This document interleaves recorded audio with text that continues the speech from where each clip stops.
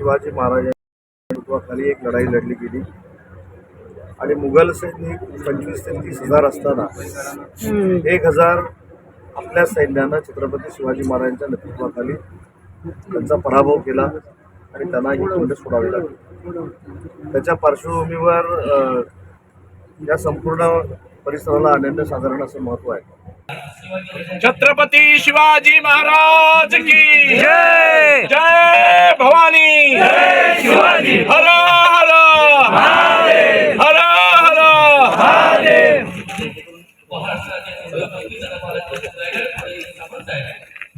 प्रौढ प्रताप पुरंदर क्षत्रिय कुलावतांश ब्राह्मण पती पालक सिंहासनाधीश मराठा साम्राज्य संस्थापक राजाधिराज महाराज शिवछत्रपती शिवाजी।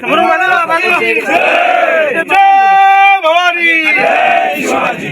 उभं राहायचं नाही, हे मार्ग उभे आहेत, त्याच्यामुळे तो काही प्रश्नच येत नाही। ते चांगलं काम करतायत आणि अशा चांगल्या व्यक्तीच्या मागं उभं राहण्याची भूमिका ही आपण सगळ्यांनी घ्यावी, ही देखील नम्रतेची आपल्याला विनंती करतो। पुन्हा एकदा उदयजी तुमचं, संतोषजी तुमचं, आमदार साहेबांचं मनापासून कौतुक करतो की जे काय आपण करणार आहोत ते ऐतिहासिक करणार आहोत आणि त्या ऐतिहासिक गोष्टीचा वारसदार होण्याची संधी माझ्यासारख्या कार्यकर्त्याला आपण मिळवून दिली, त्याबद्दल मनापासून मी आपल्याला धन्यवाद देतो। उद्याचा आनंदोत्सव आहे त्याच्या 10 पटीनं आता आपण साजरा करावा, त्या देखील शुभेच्छा देतो आणि भविष्याच्या 1 वर्षामध्ये दिलेला शब्द हा एकनाथ पूर्ण केला जाईल हा शब्द देतो। जय हिंद, जय महाराष्ट्र। यानंतर शेवटचा गोड कार्यक्रमाचे आभार प्रदर्शन आजच्या या उंबरकिंड त्याच ठिकाणी छत्रपती शिवाजी महाराजांच्या नेतृत्वाखाली एक लढाई लढली गेली आणि मुघल सैनिक 25 ते 30 हजार असताना 1,000 आपल्या सैन्यानं छत्रपती शिवाजी महाराजांच्या नेतृत्वाखाली त्यांचा पराभव केला आणि त्यांना ही खिंड सोडावी लागली। त्याच्या पार्श्वभूमीवर या संपूर्ण परिसराला अनन्यसाधारण असं महत्त्व आहे। मला विशेषतः या ठिकाणी महाराष्ट्र राज्याचे मुख्यमंत्री एकनाथ शिंदे साहेबांचा उल्लेख केला पाहिजे।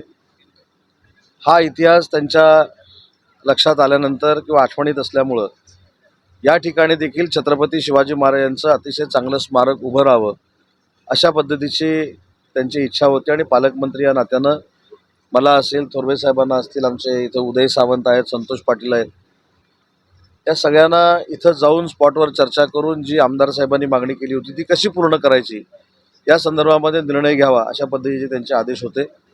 आणि म्हणून उद्याचा आनंदोत्सव साजरा करायच्या पूर्वसंध्येला मी या ठिकाणी पालकमंत्री या नात्यानं आलो, सन्माननीय मुख्यमंत्री महोदयांची चर्चा केली आणि जबाबदारीनं सांगतोय की जगातला छत्रपती शिवाजी महाराजांचा हा पहिला असा पुतळा असणार आहे की त्यांच्या पाठीवर बाणाचे भाते, एका हातामध्ये धनुष्य, म्हणजे थोडक्यात धनुष्यबाण हातात असलेला छत्रपती शिवाजी महाराजांचा पहिला पुतळा हा उमरखिंडीमध्ये करण्याचा निर्णय महाराष्ट्र सरकारच्या वतीनं एकनाथ शिंदे साहेबांनी आणि दोन्ही उपमुख्यमंत्र्यांनी घेतलेला आहे।